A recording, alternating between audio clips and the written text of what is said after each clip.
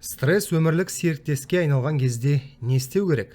Кортизолдың, яғни стресс гормонының деңгейі нормадан тыс екенін қалай түсінуге болады? Және онымен не істеу керек? Сіз шаршауды, тітіркенуді, немесе ұйқының бұзылуын байқаған боларсыз. Егер солай болса, онда роликті толығымен қараңыз. Және осы бейнеде біз кортизолдың жоғарылауын қалай тануға болатындығы туралы маңызды сұрақтарға жауап береміз. Сонымен қатар сіз ол дерттен құтылудың 10 қарапайым қадамы туралы білетін боласыз. Және нәтижесінде ағза тепе-теңдігін қалпына келтіріп, өміріңіздің сапасын едәуір жақсарта аласыз. Кортизол дегеніміз не? Және ол біздің денсаулығымызға қалай әсер етеді? Кортизол бұл біздің жағдайымызда маңызды рөл атқаратын, стрессті күйге жауап беретін гормон. Ол көп болған кезде бұл жаман, ал аз болған кезде жақсы, ештеңесі жоқ. Кортизолдың маңыздылығы ол денеге стресске бейімделуге көмектеседі. Бірақ егер оның деңгейі бақылаудан шығып кетсе, онда адам өз көңіл күйіндегі шиеленістерге тап болады. Бұл гормонның ұзақ мерзімді белсенділігі денені тоздырып, стресс деңгейін жоғарылату арқылы зиян келтіреді. Кортизолдың артық болуы дененің жауынгерлік дайындығын тудырады. Бұл артериялық ұстамның жоғарылауы және жүрек соғуының да жоғарылауы. Қандағы қант деңгейі жоғарылайды. Бұл ақыр соңында жүрек қан тамырлары мен метаболизмнің ауыр проблемаларына келуі мүмкін. Сондықтан кортизол деңгейінің қалыпты болуын қамтамасыз ету маңызды болып келеді. Кортизол дененің көптеген функцияларын реттейді. Мысалы, ол қандағы микроэлементтер мен натрийге әсер етеді. Қан қысымын реттеуге көмектеседі. Иммундық жүйені және глюкоза деңгейін қолдайды. Дегенмен, оның артық болуы әртүрлі себептерге байланысты болуы мүмкін. Соның ішінде стресс, жарақат, темекі шегу, семіздік және тіпті стероидты сияқты кейбір дәрі-дәрмектер. Кортизолдың жоғары немесе төмен деңгейіне байланысты белгілерге энергия деңгейі мен көңіл күйдің өзгеруі жатады. Егер адам ерте оянып түскі асқа дейін күші мол болып белсенді болса, бірақ түскі астан кейін тез шаршау пайда болса, онда бұл бастапқы кезеңдегі кортизолдың жетіспеушілігін көрсетуі мүмкін.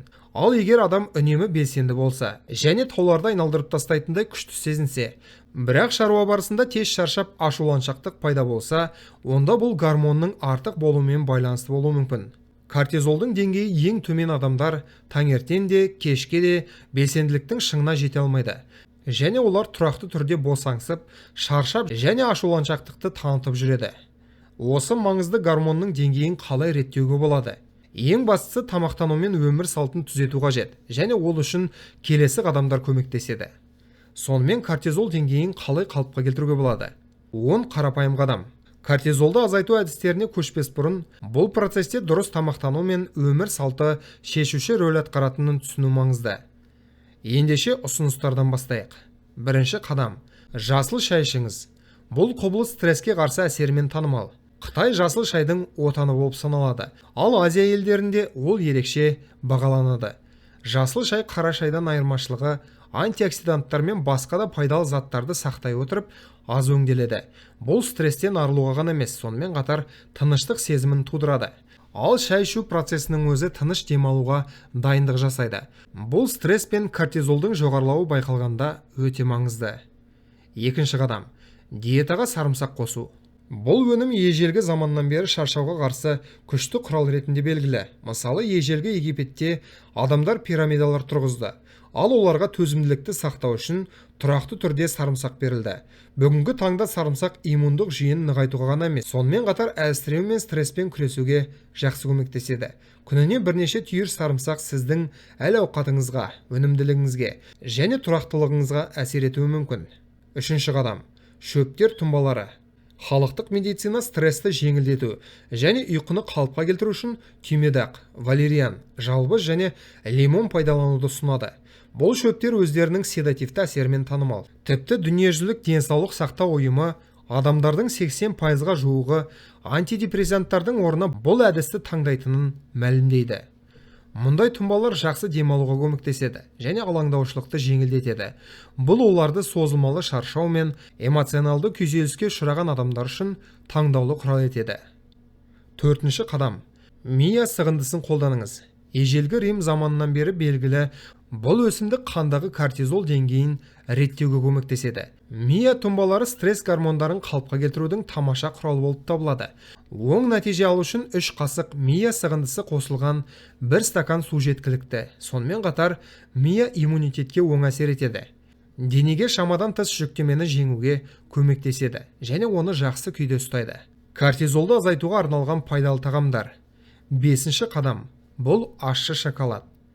Бұл дәмді ғана емес, сонымен қатар пайдалы ем.